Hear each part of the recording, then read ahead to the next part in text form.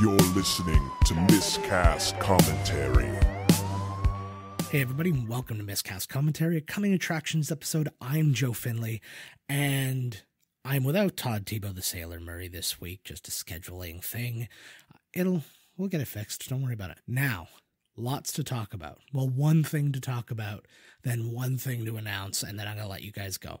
But we have, well, not we, Todd wouldn't do it.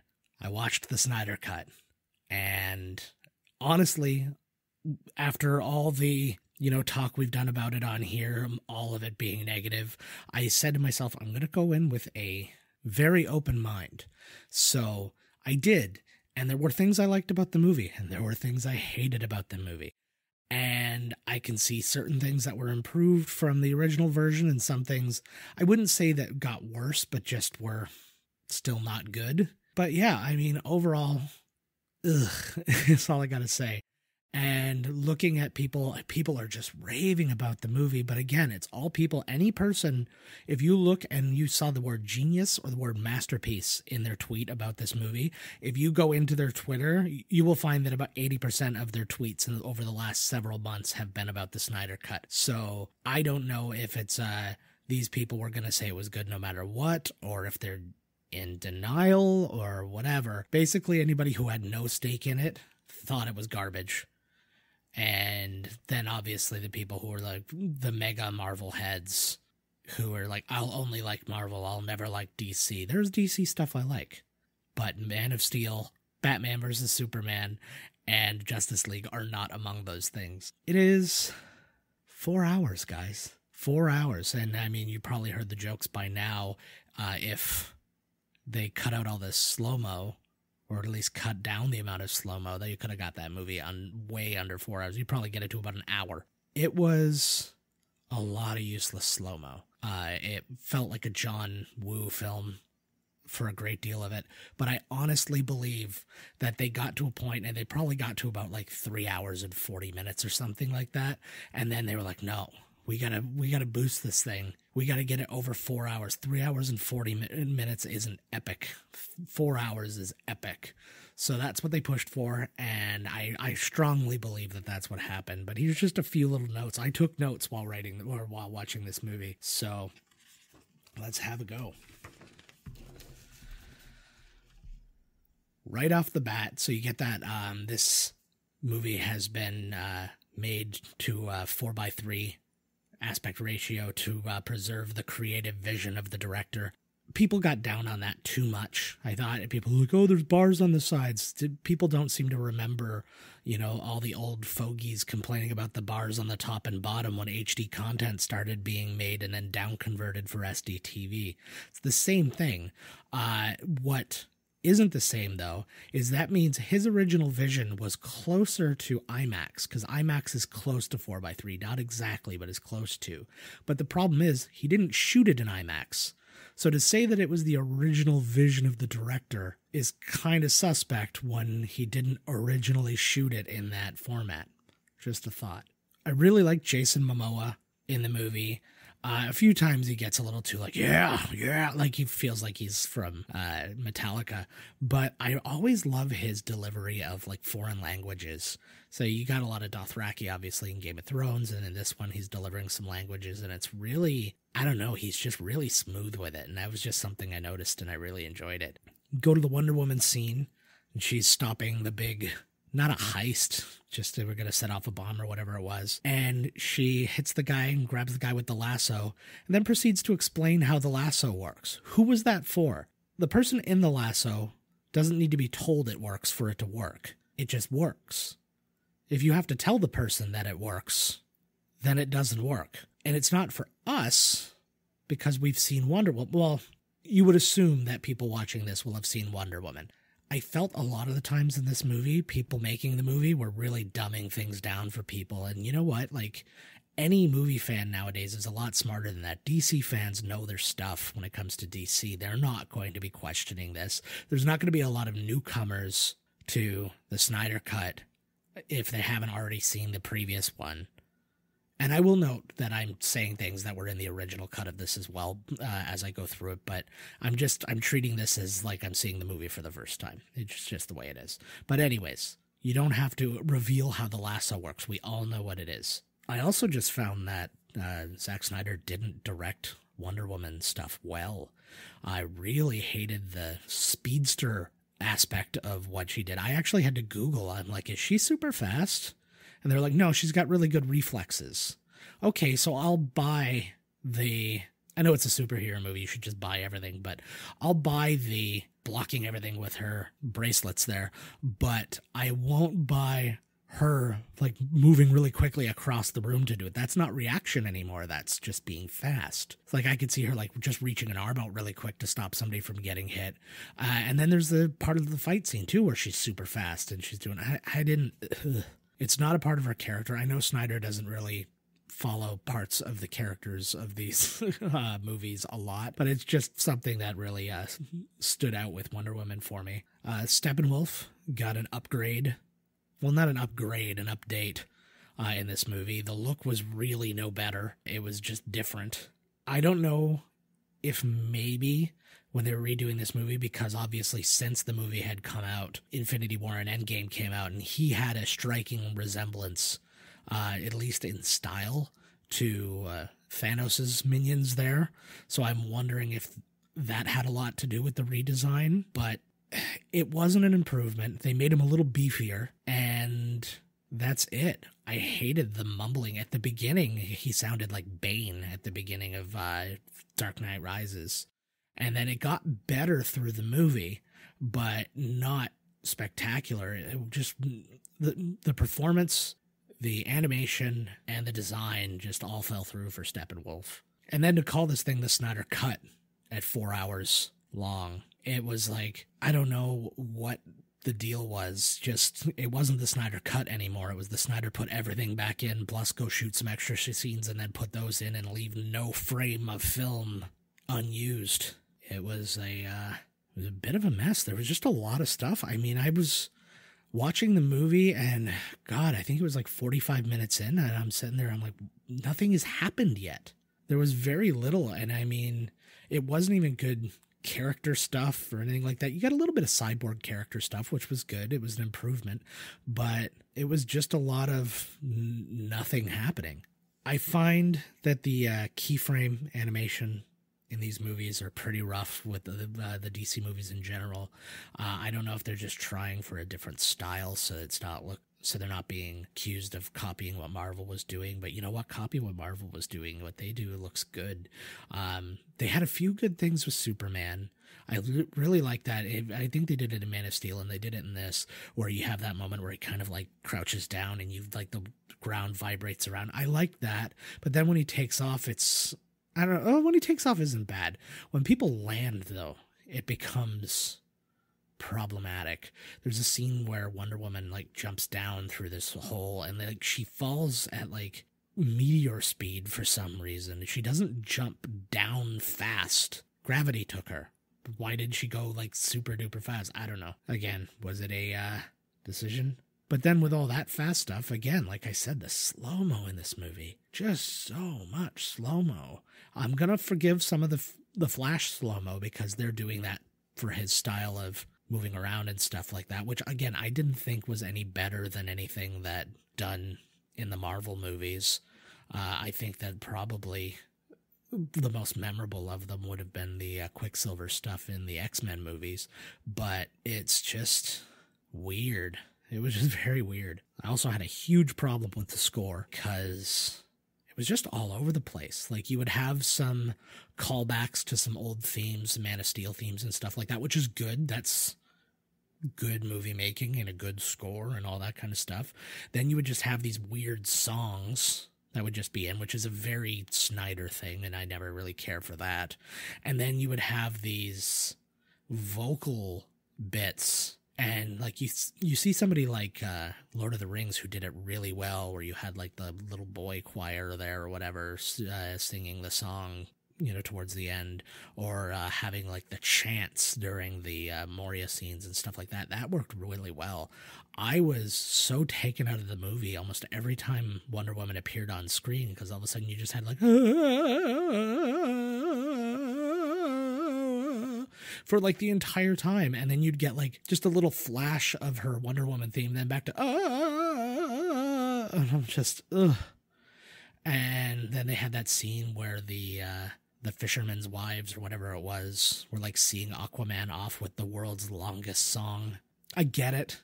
Felt pretty reminiscent of the funeral scene in Lord of the Rings, The Two Towers, but that's neither here nor there. An hour into the movie, there's the flashback scene to tell you like the last time this battle took place, and it looks identical to 3. It looks like they took it out of a 300 sequel.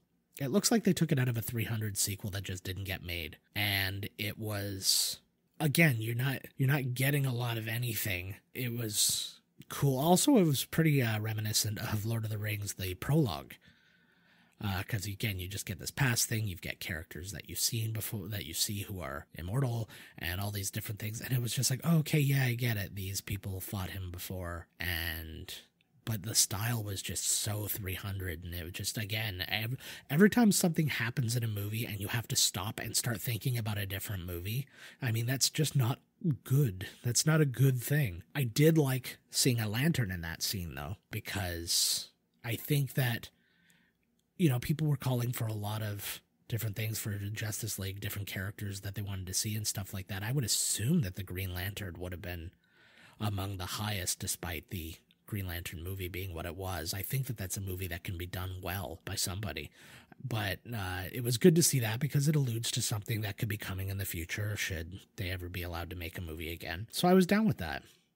I liked the scenes with Cyborg and his dad, but hated the scene where Cyborg's dad cries over his comatose body or dying body or what have you. It was some of the worst cry acting I've ever seen. It was so quickly did they get off of his face.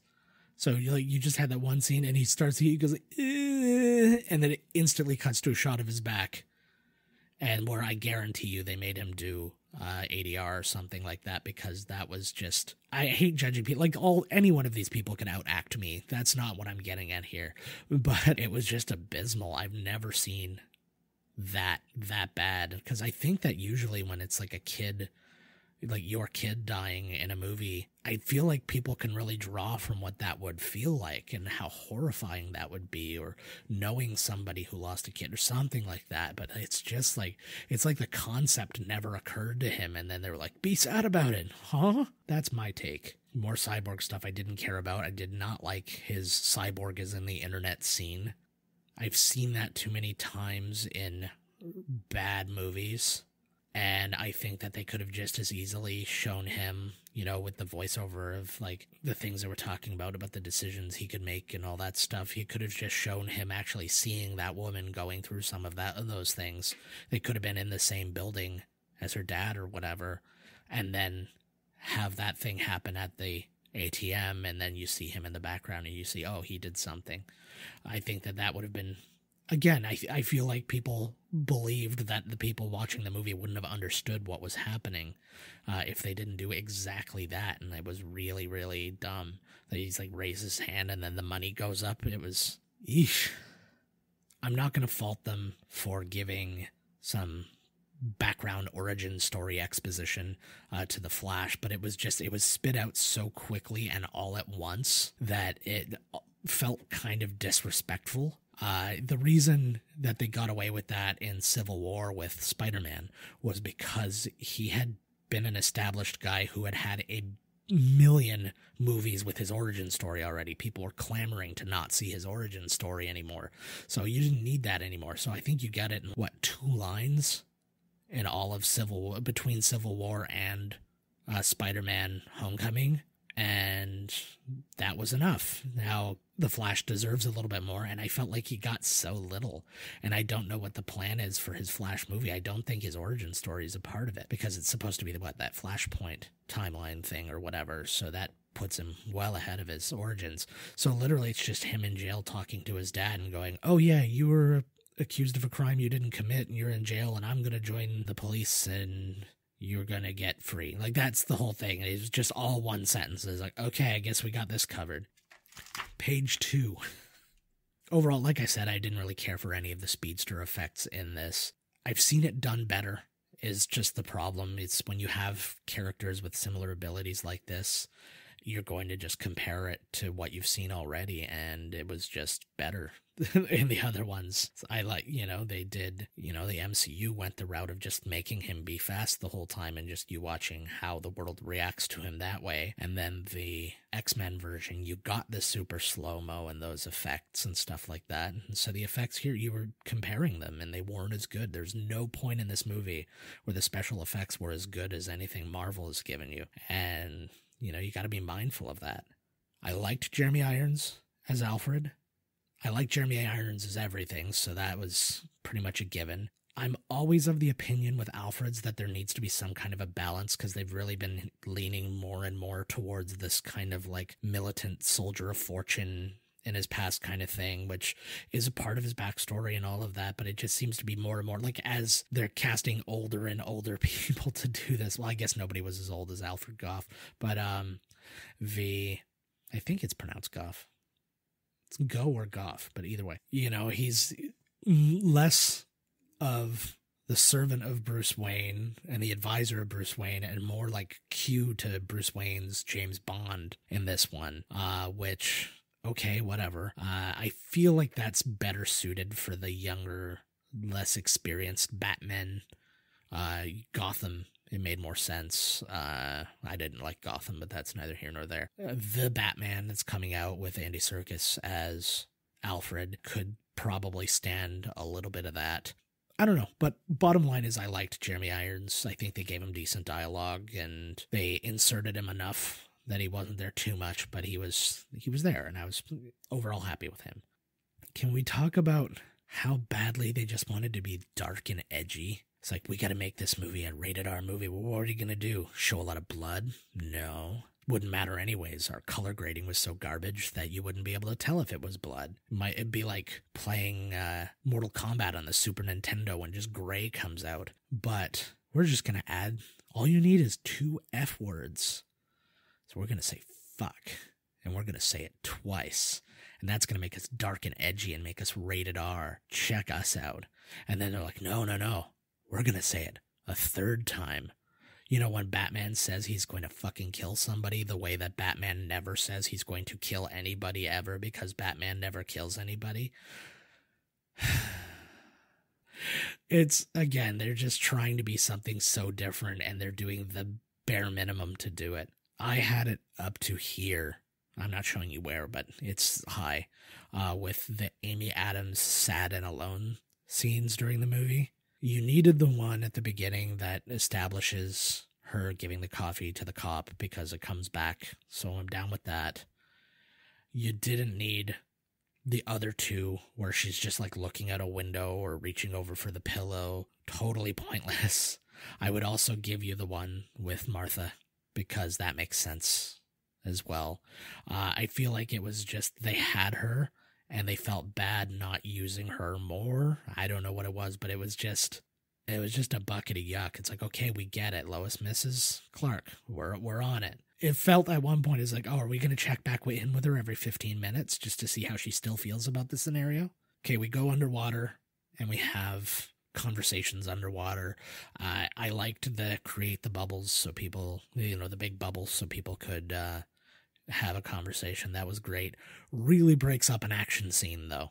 You get into these moments and then, Steppenwolf's got her there and then all of a sudden a bubble comes up. I'm just like, okay, maybe go without the dialogue there, or start the conversation where like you're in a bubble already and he comes down into it, then you can say what you need to have said and then go from there.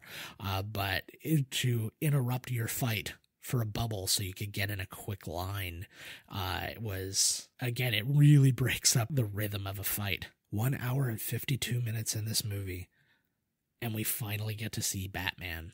Like, just proper, I'm in the moment, I'm in the scene, there's not a flashback, it's not a dream, it's nothing, just Batman is Batman, about to do Batman-y things, and That's halfway through a 4-hour movie. You know what I mean? Like, there's 6 main characters in this movie, and you didn't get to see one of their alter egos until halfway through the movie. That just blows my mind. I don't know, were they treating it like the Jaws of the movie or something like that? It was not great. Just a little nitpicky thing. Cyborg moves weird.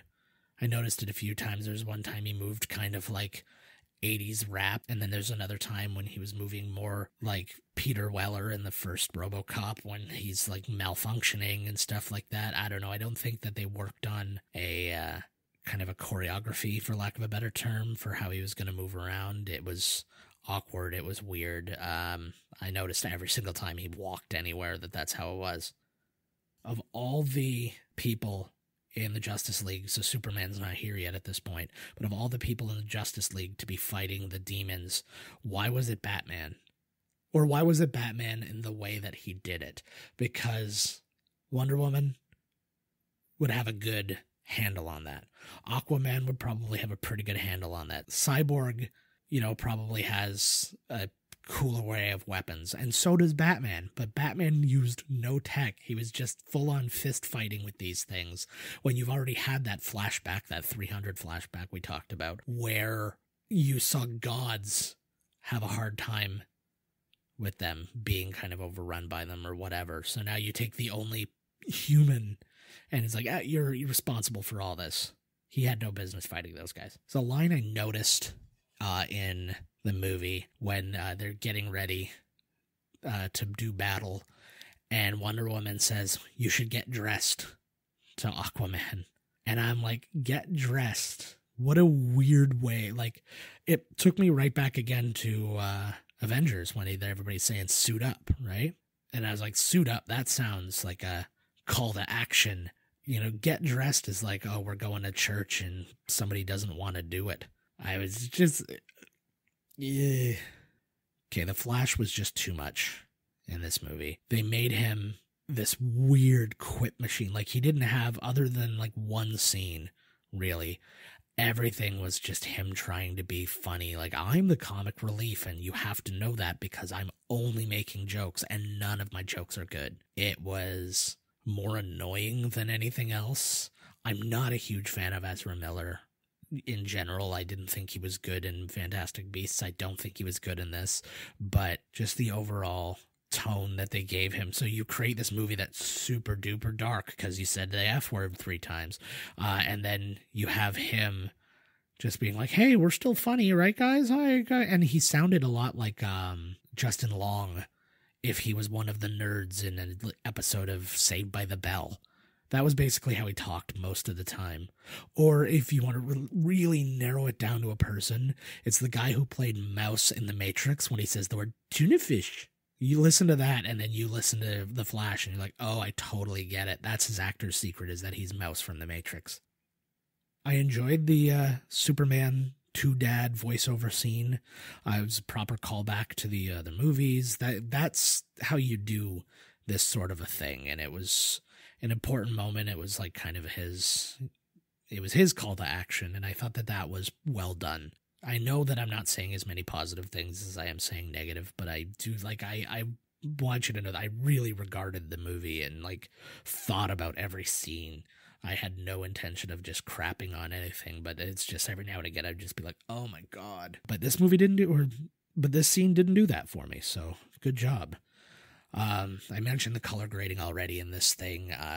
People are like, oh, this is genius cinematography. There's some good shots in the movie where what they did was warranted, but for the bulk of the movie, they just made it darker and harder to see. It was like this movie would have been a nightmare to watch at the drive-in if drive-ins were a thing right now. But yeah, just overall, he just does that. His people are like, oh no, this was so good for the tone. I'm like, no, he does it for every movie. He did it for The Watchmen. He did it for Sucker Punch. He did it for Man of Steel. He did it for Batman vs. Superman. It's like the only movie he didn't do it for was, The Watchmen kind of comes in and out of it depending on where you're at. And so it's like, okay, maybe a bit better there but there was color in that movie. And then like Dawn of the Dead, that was it. But it's just, I don't know, it's just not good. I'm not saying that the coloring of the Whedon thing was any better. I do think that the black Superman suit was a necessary thing just because that's part of the comics, and that was an appreciated thing to see. I think at the end of the movie he shouldn't have still been wearing the black one. I think, well, you know, when you get that epilogue pull the shirt open, I think it should have been the red and blue one again, because, you know, he's not the Dark Superman forever. But that's just an opinion thing. That's not something that would have ruined the movie. Like, that wouldn't have been the thing to tip the scales for me or anything like that. The group shot that you've seen in Avengers and Avengers 2. Well, actually, I guess this one's more reminiscent of Avengers Age of Ultron than the first Avengers. That one was a group shot that like panned around them. This was that everybody jumping into action one. It already existed. Again, they said, oh man, he's so genius. Like, nobody's done something like this. Yeah, it was in one of the worst Marvel movies, but that's fine. Something I noticed in the scene. Why was the Flash going the same speed as everybody else? Like, did he have to slow down so he could be in there in time for this, like, shot? Was it a roller coaster photo opportunity or something like that? You would think that, hey, you're the fastest guy, you have another job to do. But no, you're going to run the same speed as a car, and we'll just go with that. He can go light speed, guys. That car can't go light speed. Okay, then you get Superman in the battle. Okay, like the whole Superman resurrection thing notwithstanding, that was expected, and that was fine. I had no issue with that. But then he'd bring him back into battle, and then you just point out again how useless the Justice League is. He like comes in and cleans house in like minutes. He just bam, bam, bam, bam, takes this guy out, does this, and then they had that whole bit of killing Steppenwolf where, you know, everybody's doing stuff to him after Superman's already taking care of the job. And it was just like, that would be like, you know, a chef making, you know, the best plate in the world, and then me grabbing the plate out of his hand and putting it on your table and said, I helped too, guys. Like, it was horrifying. It's just a fact about Superman and the way that he was created in these comics and in all other previous lore. It makes everything about him very boring to me. There are struggles that he could be having, and I'm glad they didn't go some kind of like kryptonite route. I always hate when they do that, but it's the only thing they can really do to make him, oh, you're weak for a minute so we can deal with something. But yeah, go home, Justice League. Superman's back. So we get to the 3 hour and 30-minute point. I know the movie's 4 hours, and I see that the movie's coming to an end. And I'm like, oh, we're at the end of this movie already, and I know there's a lot of movie left. And I started thinking, oh my god, is this going to have credits from The Mandalorian or WandaVision at the end of it? That's just going to be 30 minutes of credits. But no, it was just an epilogue. Now, people who know what an epilogue means would know that that's something you do to say, hey, here's where the characters went after we have concluded our story. Now, the whole idea, or what my assumption of the idea is that they want to make more of these. Now, I don't know if this is Snyder just saying, oh, my tale is complete, or this is some kind of weird message or something like that, which it probably is. Everything's a bloody weird message in this thing. But like Lord of the Rings did it because there wasn't going to be a Lord of the Rings 4. Justice League did it for no real purpose. You could have like had little bits of like shots, and I think that's kind of how they did it the first time. But then that happened, and then you have the whole added reshot stuff, which is just tacked on at the end, which was the nightmare sequence followed by the Martian Manhunter thing. The nightmare sequence, it was really, I watched it like probably about 18 hours into it being out. And I kept seeing tweets about how the Batman and Joker conversation is the best one that ever existed. No, it was fine. There's nothing to really like rag on about it, but there was nothing special about it. The dialogue wasn't that good. It was performed fine. You know, Jared Leto didn't do anything new. He just was what he was in Suicide Squad, and nobody seemed to like that. So I don't really know what the point was. The only thing was he was dimmer and had longer hair. But yeah, it was just a dumb conversation, and Batman weirdly taunting him and again saying he was definitely going to kill him, which is not a thing that happens. And then the Joker said basically what Heath Ledger's Joker said in The Dark Knight. So one part of it was copied, the other part was pointless, and the two guys were never on set together to act together for 1 minute, which shows they're literally cutting back and forth between two people. And it's that really bad, like you see that in The Room or in like Birdemic. You're not supposed to see that in a movie that cost an additional $100 million after the movie had already come out. The Martian Manhunter thing, that was fine. Wasn't a huge fan of the look of the Martian Manhunter. He looked kind of like a slightly redone Vision, if I'm being honest, and acted kind of like one too. But whatever, that's fine. Martian Manhunter, a sign of things to come. Great, I'm on board with that. Just very weird that it just immediately followed that Nightmare thing. And then they just forced in a little bit extra of Joe Manganiello in that Nightmare thing as well, where he looked like Cable. So this is the problem with comics in general, because this happens on, there's good people on both sides, guys. This happens on both sides where you're like, oh man, this guy's just a ripoff of this guy from the DC universe. And then, oh, this DC guy's a ripoff of this guy from the Marvel universe. It's like, everybody came up with their answer to some other guy. So I get that. But then, like, that one was pointless. He's not an answer to Cable. They just had to make him look apocalyptic. And they were like, oh, Cable's apocalyptic. Let's just kind of go that route without the cybernetic stuff. But one thing I did truly appreciate and love about the movie was its dedication at the end for Autumn. People who don't know, the main reason he was off of the picture is because he lost his kid who died of suicide. And I'm never going to crap on that. And, my opinions about the film don't reflect my opinions about the person. It's a sad thing. I've lost somebody to suicide, and it's devastating. And I'm willing to bet that the support that he received from his fans, in terms of the whole Snyder Cut thing, probably was a big thing for him. And I can really appreciate that now. I mean, I wouldn't push for that just to make him feel better. I would, in my own way, if he gave a crap about who I was, would, reach out to him in a personal manner.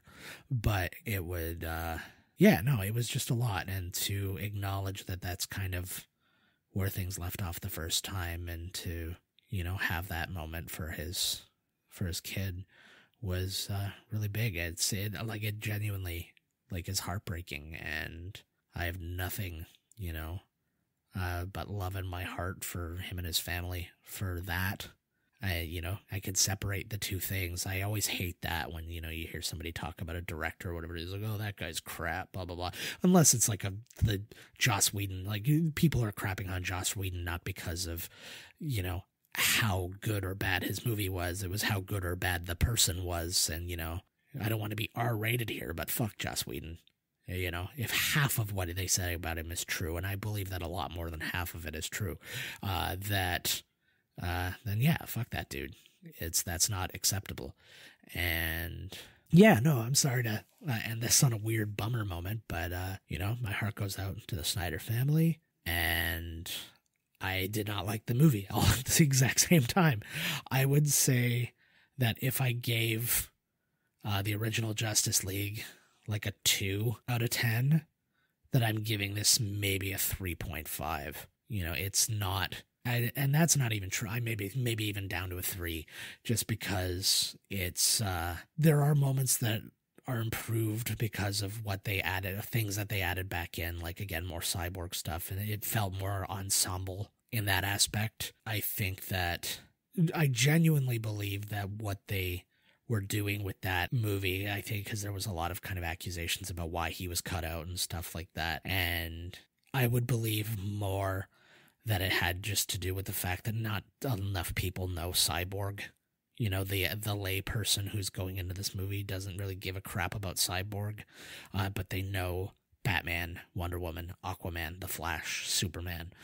So if you're cutting 4 hours of stuff down to, God, what was the first movie? 2.5 hours, whatever it was. He's probably going to be the first one to take a hit. And I would say that The Flash was probably the second in that. But I also totally get where he's coming from with those kind of accusations, when if Joss Whedon's being the guy that he's being, you're going to have some feelings about that and about what that might mean. So yeah, but anyways, so the things that they improved by putting back in, raised the score up. But then the fact that it was so long because they felt like they just put everything back in, including a bunch of stuff that just didn't need to be there. You could have easily gotten this movie to about 3 hours and 20 minutes, maybe 3:30. Probably not 3:30. I would say 3:20 would have been a good director's cut of this movie, and it would have been very serviceable. I don't think you would have lost anything particularly important. And you probably would have lost a bunch of stuff that was particularly redundant. So, yeah, that's my really long review of that movie, guys. Thanks for sticking it out with me. But let's talk about next week. Let's talk about a real good movie. Todd really badly wanted to watch this movie and talked me into it, and we watched it a while ago, and now you're going to hear us watch it, and it's going to be a whole thing. We watched Showgirls. I had not seen that movie since I think it came out on video. And yeah, that was like VHS days, baby. So it was quite a trip to go back and watch that. And let's have a listen to the trailer.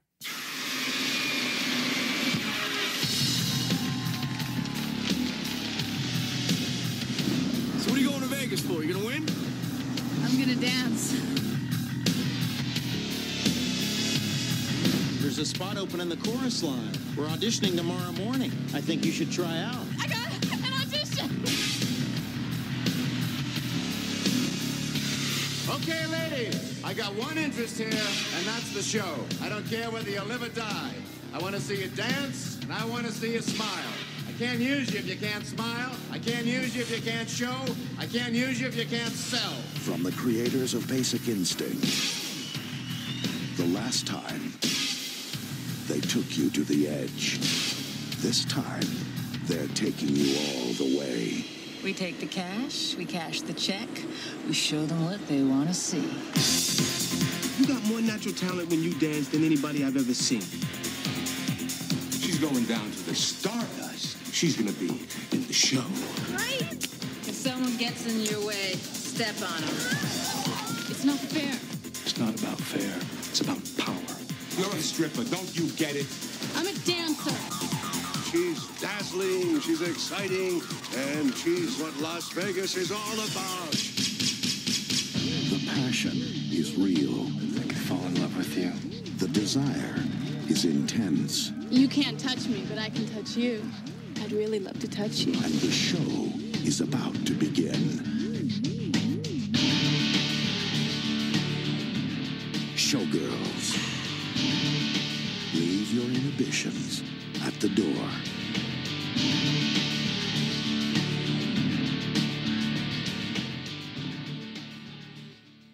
So that's it, guys. Strap in, strap on. We're going to watch Showgirls next week. By all means, join along if you can. It's on Amazon, I think. I think it's part of the monetized version. You can rent it, or you can get the free preview of whatever portion of Amazon it is. I'm sure you can find it. I'm sure a bunch of you perverts have it already. So, yeah, watch along with us. We're doing Showgirls, and we hope you like it. Just from a personal standpoint, I do have not much of an announcement. There's not a lot I can say about it right now, but as far as my work with Dueling Decades goes, that's going to have some exciting stuff coming up in the near future, in the next couple of months anyways. And my streaming at Miscast Joe, well, not at Miscast Joe, just Miscast Joe, twitch.tv/Miscast Joe. That is going to be seeing an improvement in the next couple of weeks as well, because I'm getting a new computer that can handle that sort of thing. So if you want to be ready for that, go on twitch.tv/miscastjoe and give me a follow, and then you'll get notifications when I'm going live, and you can watch and make fun of me or tell me how wrong I was about the Snyder Cut or any old thing. I hope to see you there. As always, find us at miscastcommentary.com. Email us podcast at miscastcommentary.com. On Twitter at Miscast Podcast. I'm at Miscast Joe. Todd's at Miscast Todd. We're at Miscast Commentary on Instagram, and all those good things. You can find us everywhere. You can join our Discord, which we're still trying to kind of build right now and stuff like that. So we welcome you. You can look forward to an episode of me on Tooling Decades next week on Wednesday. My current episode just came out last Wednesday when I was with Scott Schaffo from Clerks. So go and check that out. It was a fun episode. Scott's a great guy. And until next week with Showgirls, we'll see you later. This has been Miscast Commentary with your hosts, Joe Finley and Todd Murray. Executive producer, Joe Finley. Be sure to like, comment, and subscribe to the podcast wherever you listen. Visit www.miscastcommentary.com for all news related to the podcast. Miscast Commentary is a Miscast Media production.